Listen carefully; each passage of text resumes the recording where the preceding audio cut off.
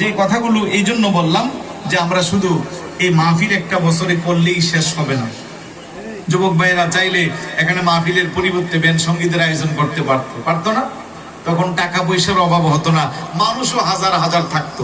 কিন্তু এক যাক না হাতে গোনা কয়েকটা যুবক মুরব্বীদের সহযোগিতা নিয়ে, তাদের পরামর্শ নিয়ে আলহামদুলিল্লাহ হাঁটি হাঁটি পা পা করে ৬ষ্ঠতম বারের মতো শেষ হয়ে গেছে। এই বছর শেষ হলে ৬ বছর হয়ে যাবে। শুরুতে অনেকে আমাদের সাথে ছিল, আজ আমাদের কাছে নাই। আমি বলবো এই মাহফিল যেন কিয়ামত পর্যন্ত কায়েম আর দায়েম থাকে। এক সময় মাহফিলটা চলতে চলতে ১৬৬তম হবে, ততদিনে বোধ হয় আমাদের হাড্ডি গুড্ডিও খুঁজে পাওয়া যাবে না। কিন্তু এই মাহফিলটা আমাদের নাজাতের কারণ হবে ইনশাআল্লাহ।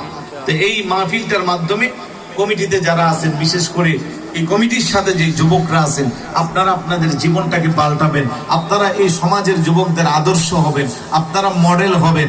আপনারা এটার মাধ্যমে ৫ ওয়াক্ত নামাজ যদি আপনারা শুরু করেন, সামাজিক যেই অসামাজিক কার্যকলাপ আছে, অনিসলামিক কার্যকলাপ আছে, সুন্দরভাবে ভদ্রভাবে এগুলোর বিরুদ্ধচারণ করে নেক্সট প্রজন্ম, ছোট ছোট বাচ্চা যারা বৃদ্ধি হচ্ছে, যারা এই সমাজের আগামী দিনের ভবিষ্যৎ হবে, তাদেরকে বোঝাইয়া আকীদার পথে এনে গাউসিয়া কমিটির সদস্য বানাইয়া হুজুর কেবলার কাছে বায়াত গ্রহণ করাইয়া জামিয়ার প্রেম মহাব্বত অন্তরে জাগ্রত করতে পারলেই সমাজটা নিরাপদ। কথা বলেন ঠিক না? আর যারা আমাদের মুখালিফ, ওরা সবচেয়ে বেশি টার্গেট আমাদের এই সমস্ত এরিয়াতে করতেছে। ওরা দেখতেছে যে এই পরিবারে, একটা পরিবারে ৫ জন হুজুর কেবলার মুরিদ বা আহলে সুন্নাত ওয়াল জামাতের আকীদা বিশ্বাস করে গাউসিয়া কমিটির খাদেম আস্তে করে একটা সিস্টেমে এখান থেকে বের করে ফেলবে। তার মানে এই পরিবারের মধ্যে বিশৃঙ্খলা সৃষ্টি করে দিল। দেখবেন আপনি অহরহ আছে, এটা ওদের টার্গেট। আস্তে আস্তে আস্তে আস্তে ২০ বছর পরের মিশন নিয়ে ওরা কাজ করবে। তাই আমাদেরকে সচেতন থাকতে হবে, সজাগ থাকতে হবে। আমাদের মা বোনদেরকে আমরা সত্যিকারের মেসেজটা পৌঁছিয়ে দিব। এই সমাজে যারা বসবাস করে ওরা কিন্তু অন্য গ্রহ থেকে আসে নাই।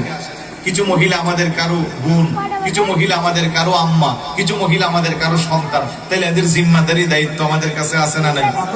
আমি আবারও মা বোনদেরকে বলবো, with due respect from my heart, আমি অনেক সম্মান দিয়ে আপনাদেরকে কথা বলছি। কারণ আমরা যারা এখানে বসে আছি, আমরা যারা পুরুষরা, আমরাও কোনো না কোনো মার গর্ভ থেকেই পৃথিবীতে আসছি।